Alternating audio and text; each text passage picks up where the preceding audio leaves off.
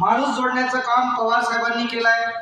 माणसं त्यांनी जोडली, शिंदे साहेब जोपासली आणि वाढवली.